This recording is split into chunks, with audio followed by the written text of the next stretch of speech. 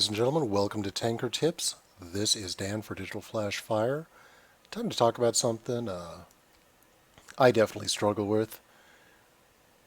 The ability to play from a deep hole. Now, everyone has those games where things do not go well. Early in the game, you take a lot of damage, you give up some hits, your shots aren't going in. You just are not having your best game. And that happens. That happens to everyone. And it's really tempting to just say, fuck it, kill me now, send me to the garage. And that's, look, that's going to happen. But it's not the right thing to do. You're not doing right by your team, especially when you're top tier, as I am in the game coming up. But enough spoilers. Let's go to the tank. The AMX M4 MLE45, the French Tier 7 heavy tank. I have just gotten this thing. I moved my ARL crew over. And it's underwhelming. It's not a bad tank. There are bad tanks in Tier 7. There are fantastic tanks in Tier 7. And partially because there's fantastic tanks at Tier 7, if it's not good, it feels bad. And this tank, so far, feels bad. Now, I'm also mostly stock. The good news, you keep all your guns from the ARL. The bad news, I can't use this gun till I unlock this turret. I can't unlock this turret until I either put in suspension or I use the suspension upgrade. I'm also an idiot and haven't put in the upgraded engine that I can use. Ugh. Okay, enough Dan being an idiot. So I've got this gun, and let's put these side by side. So this gun, 105 caliber, 6 shots a minute, pretty good. Penetration, 165. Really good at Tier 6. Really not at Tier 7. This is a slightly unusual round in that the gold round, 223 penetration, which is really good, and 330 damage. A lot of people shoot premium in this because that's a good frickin' round. The gun I want to use, 6.98 rounds a minute. So it picks up almost a full round a minute. 212 damage. This thing will go through anything at Tier 7 other than the front of the T-29's turret. 259. This is one of the few rounds that can, in theory, penetrate the front of the T-29's turret. 240 damage ain't bad either. It is also much more accurate with a .36 dispersion as against .41. 2.9 aiming time, I can do without that. So it is used as a single shot gun on the ARL and the AMX 45. It's also the autoloader that you get on the AMX 5100. And I'd actually be comfortable using this on that ARL or the AMX 5100. Okay. Now, one of the things about this tank that makes it rough, your armor. 90 hull armor on the front, 40 on the sides, 40 on the rear. The stock turret, 80 on the front, although the mantel's pretty nice. 45 on the side, 45 on the rear. This tank's armor, although very well sloped, that's more than a 45-degree slope, is gruesome. That lower plate, my Focus has more armor than that lower plate. So there's a reason for this. After World War II, the French took a look at the way weapons were developing. They looked at the Panzerfaust, the Panzerschreck. They looked at, I think it was the Talos missile launcher that the post-war NATO forces were using. They looked at some of the wire-guided systems that were being developed, and they said, fuck it. Armoring a tank is not worth it. We're going to make fast tanks with really big guns.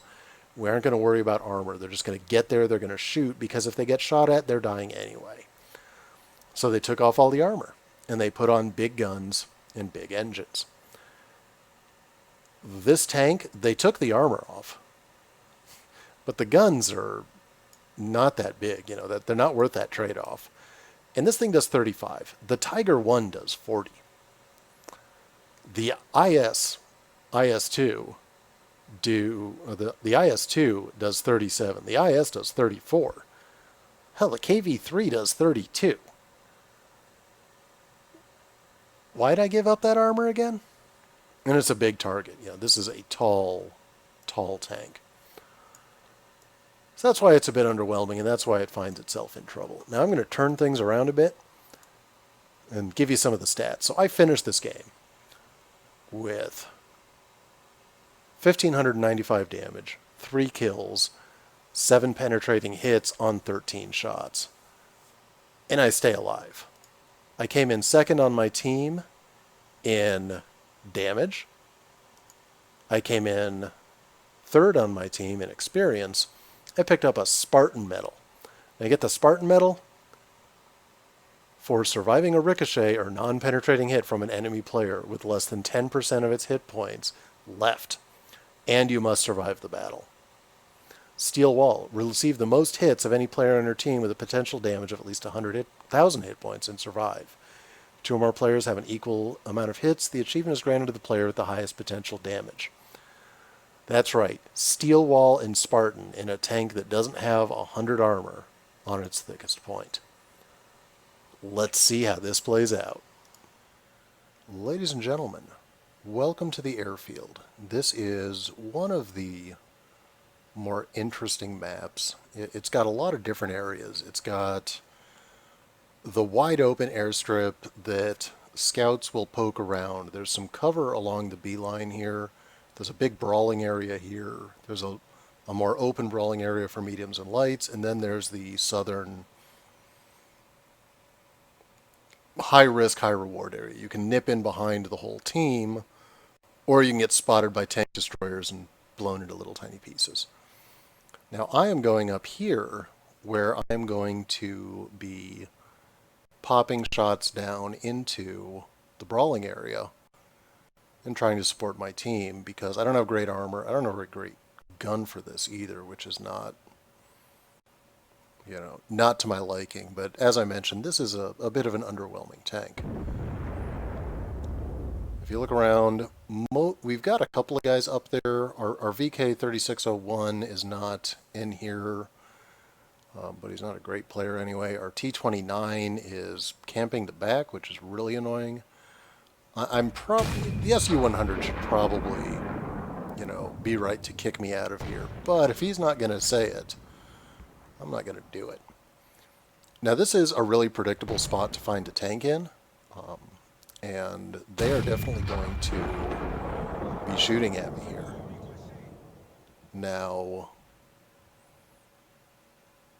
I don't want to burn my repair kit early in the game, so I'm just going to let my tracks repair. I'm going to keep taking shots, and I'm less than thrilled. Okay.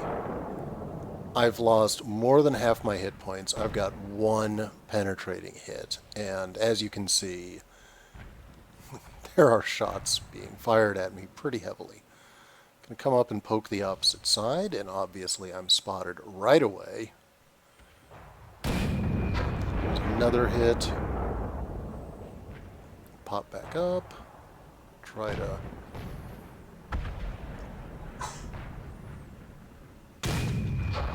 And someone else got the kill.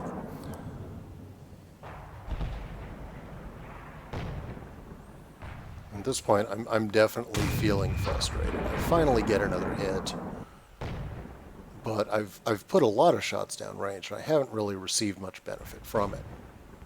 Gun reloads, and I'm a one-shot kill for anyone on their team. Now, at this point, I was extremely frustrated, and there's always that temptation to just say, you know, fuck it, I'm done, kill me, send me back to the garage. And now I'm really in trouble. I'm a one-shot kill for anyone. Jagdpanzer over there forgot to buy a fire extinguisher. Get a kill, bounce a shot, that's something you don't see very often. Dodge the artillery, but I'm at 3 hit points, and their artillery is just clobbering this hill. Now their two best players are still in the game. They have an A44 and a T28 HTC. And our chance to win isn't that good at 30%. Our best player in the T34-1 is still in there, and he's only looks like he's only taken a hit. Our Tiger 1, who we're depending on, is on low hit points. I'm on 3 hit points, and you can see I'm just sitting here going, the hell am I going to do? You know, that fall could have killed me. That's how low I am. See the T28 popping up over there. The A44 was last seen around F4. Now he's in the middle, and he's making a move. And I'm keeping an eye on the mini-map. I'm not ignoring it, but I'm very limited in what moves I can do right now because I am so low on hit points. You know, anything that hits me is going to kill me. I can't imagine taking less than 3 damage from a hit. Now, you'll notice that almost everyone in this fight except that T20 can potentially be one-shotted. You know, it'd be hard to get the Tiger 1. It'd be a little less hard to get the T34-1 on our side. Not anymore. But we've got a bunch of tanks under 100 hit points. You know, the T20 is the only guy who's really comfortable taking a hit right now. You know, the M6 probably would have a tough time one-shotting him in the T20, but the T34 might be able to do it. So I'm going to poke up, and I'm going to try to get a shot, but I'm definitely not going to expose myself. And I see the T34 aiming at me, and I'm like, nope, not doing it. And the T34-1 dies. I kind of try to draw a shot, doesn't happen. And I'm watching the T34-85's gun. They go away. So I cautiously poke around. And that's what you have to do. When you're this low, you have got to play smart. And I'm calling for the T29 to move up, because he really needs to move up. You know, the T28, of course, is on full hit points. And the M6 is down. And the SU-100 is getting into it. And you can see I'm still like, oh my god, what am I going to do? Oh, there's the T20. I know what I'm going to do. I'm going to chase him. And I'm going to finish him off. That's a good feeling. T29's facing off against the T34-85. The A44, you'll notice, was last seen at around J7, J8, H7, H8, that little corner there. So the T29, who's been relentlessly camping our base, has completely failed to actually defend our base. And I'm split between going after the T28 and the A44. They are the two best players alive in this game. And I'm on 3 hit points. T29 is just going to drive around. Why not? And there's the A44. And he is in the worst possible place. Because you know the T29 isn't going to do shit. Hasn't done anything all game. I have to go get him. And I need a near perfect damage roll to kill him. I do 300 damage with my AP shells. And I haven't been rolling very well. I've got 5 hits. One of them was finishing off a 100 hit point target. But, you know, I barely have done more damage than I would expect out of 4 hits. Maybe RNGesus will favor me. Nope, low damage roll. And he bounced. And he bounced again. And artillery missed. And artillery missed again. And the Tiger 1 finished him off. And just for lulz, I think artillery misses again. What did he bounce off of? There's 90 millimeters of armor on my front. You know, look at that. My upper plate has been penetrated hugely. How in God's name did he not penetrate this thing? I can't even see where he hit me. Okay. So he hit me here and here, and somehow didn't penetrate. So we have one nasty, heavily armored tank destroyer. Yeah, they're artillery. Okay, the A-44 has the stock gun, so I definitely feel bad for him. Now the T-28, you'll see, was in the middle, might have been heading up into the brawling area. Yes, he was heading up into the brawling area. I've got a shot. Can't quite get it off. Can't quite get him. Their artillery gets spotted. And again, most of our tanks can get killed by anything at this point. And here he comes. He's going to YOLO down. I miss. Look at the size of that gun and look at that armor. I'm not comfortable penetrating him anywhere. Look at that gun. Oh well. He's wrecked now.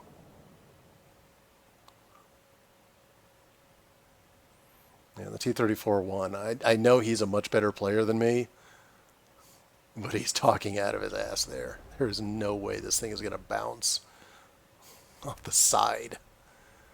You know, no one has gotten a clean shot at my side, and there's still a penetration. I guess there is a bounce there, but, you know, that had to be a really high-angle ricochet. And again, I'm going to play smart. I'm not just going to hand them a kill. I'm like, it's not a good place to poke my nose out. I'm going to back up. I'm telling the guy, look, 90 millimeters of armor, sure, it's sloped well, but it's 90, you know. Sloping nothing doesn't generally generate good results. I still can't get over that. 3 hit points. Play smart. Don't expose yourself unless you have to. And be really, really lucky. That's the key to surviving when you're out of hit points, when you don't have anything to trade.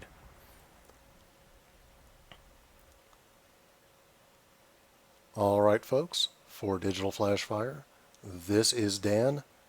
See you on Tuesday.